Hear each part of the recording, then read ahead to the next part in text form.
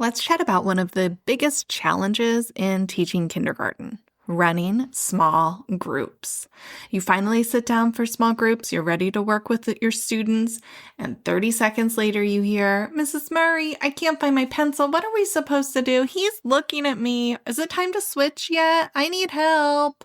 Or worse, they're up or running around doing whatever they please instead of what you told them to do. If your small group time feels like constant interruptions instead of focused instruction, this episode is for you.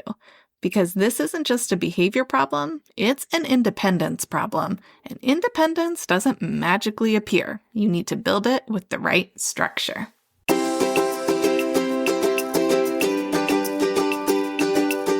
Welcome to the Kindergarten Toolbox Podcast. I'm your host, Amy Murray, here to help you simplify kindergarten with tools and strategies that actually work with real live 5 and 6-year-olds. Let's dive into your shortcut to calmer days and more confident writers.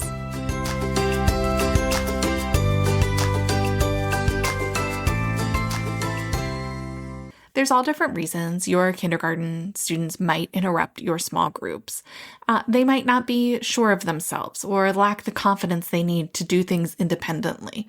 They might just want your attention. They might be unsure of what to do next, even though you feel like you've told them 1,000 times. Or they might have learned that asking you for help is a lot faster than figuring it out on their own. And when small groups are happening, your attention is limited, so it drives you absolutely crazy.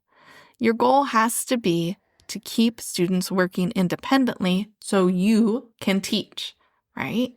You need a classroom where students don't need you every 5 minutes and they can do things all by themselves. That starts with visuals and predictable routines. Interruptions often explode during small groups because that's when you gave directions and they've already forgotten them. The independent task might not be clear enough for them. The steps maybe aren't visible, so they can't see what they're supposed to do next, or your routine changes every day and they just don't remember. If students don't know exactly where to go, what to get, like what materials they need, and what to do, or even what the finished product should look like, they will come find you. Not because they're trying to derail your group, but because their brain wants that certainty. They need to be sure of what to do next. And when they aren't sure, they're going to find you and, yes, interrupt your teaching. This is where visuals can change everything. Your independent work should never rely on, "Remember, I told you to XYZ," right? You can't tell them and expect them to remember. They're 5 and 6 years old. They just don't have that kind of attention span. And honestly, a lot of adults don't either. So we need to be pairing these with visuals so that if they do come to interrupt you, you can send them immediately to the visual to figure out what they need to do next or what they're stuck on. When you're assigning independent work or center work, you should have a clear schedule showing students where they need to be, what they need to do, and what materials they need. Picture directions for either your independent work or at your centers. And that can sound daunting, but if you have picture directions at each center and your centers don't change because you're using predictable routines, then you're not going to have to switch these pictures out all the time. You'll just swap out the skills, right?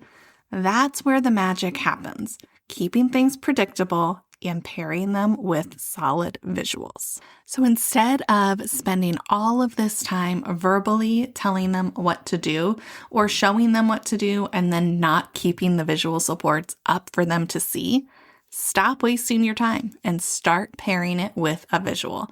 Kids need to see, all right, here's a picture of the center I'm supposed to go to today. Here's the materials I need. And here's maybe what an example of a completed task looks like, so I know what to do. And that way I can stay on track without bothering my teacher. It's predictable, it's concrete, and it reduces your interruptions dramatically. If students can look up and find the answer in pictures, they're not going to need to come tap you on the shoulder in the middle of your lesson. Here's a mistake I see a lot of teachers make. They change their structure of independent work every week. Maybe it's brand new centers, new procedures, different expectations, a new rotation. And then we wonder why independence doesn't grow. Well, in kindergarten especially, we're building independent learners with repetition paired with visuals. It's got to be predictable routines so that they learn what your expectations are and they can rise to meet them. But when you're changing out brand new centers every week, they're never going to catch on to what those routines and expectations might be. And that doesn't mean you can't try a new theme or introduce new centers from time to time throughout the year. Yeah, you're going to want to do that. But if you can keep things as the same structure and just swap out for a new theme or a different skill, but the same activity, like maybe you have Write the Room as one of your centers, and the words might change every week or every month with your new theme or your new vocabulary, whatever it is, but the activity remains the same. So students predictably know how to do Write the Room. It just changes with whatever word list you're using. So you can keep the same center structure, the same rotation flow, the same expectations, just changing out the content. So you have the same writing center, and new themes, new writing prompts. Same math center, new skill. Maybe you just finished up addition and you're moving on to subtraction. Same expectations, same visual prompts, and the same structure. It stays consistent so kids stop asking, what do we do next? Because they already know. But let's be realistic. Even with strong visuals and routines, some groups still need extra motivation. And this is where a simple whole class incentive system can really help. You don't need anything over the top or complicated for an incentive chart, but something simple with one clear behavior goal goes a long way in improving behavior.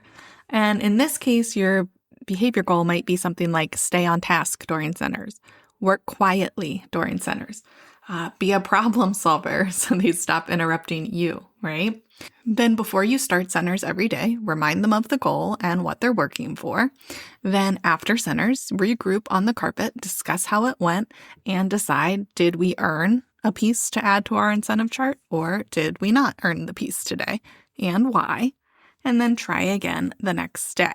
If you're looking for ready-made incentive charts with all the visuals you need built in, we've got a ton in our shop. Our Build a Reward charts are super popular. We have 10 frame systems, class cookie systems. There are a lot to choose from. I will link those in the show notes so you can check them out. And they're also all inside of Kindergarten Management Toolbox. So if you're a member, you can go grab them and see what might work best for your students.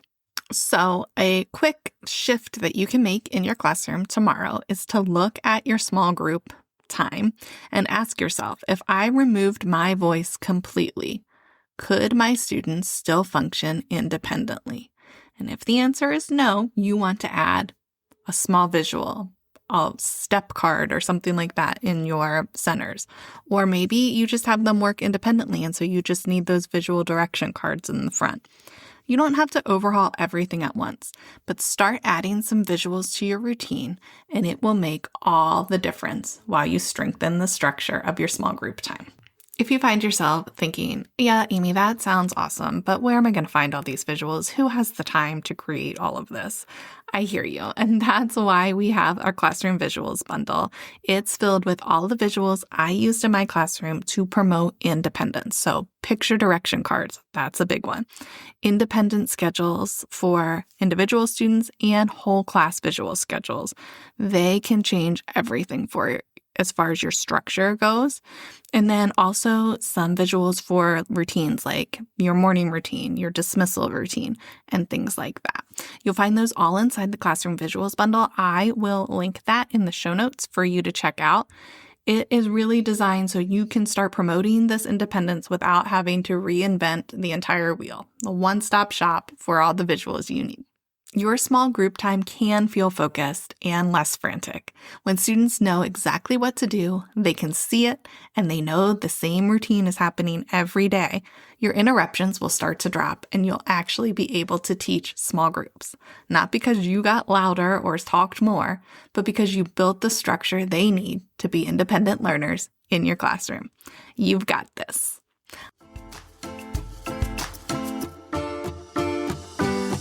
Thanks for listening to the Kindergarten Toolbox. I'm Amy Murray, and I'm so glad you're here. Be sure to check the show notes for all the links and resources from today's episode. For even more tips, tools, and support, head to teachingexceptionalkinders.com or connect with me on Instagram at teachingexceptionalkinders. If you enjoyed this episode, please follow along and subscribe to the show and take a minute to leave a review. It helps other kindergarten teachers to find us too. Teaching kindergarten is tough, but you're not alone. Here's to calmer days and more confident writers. You've got this.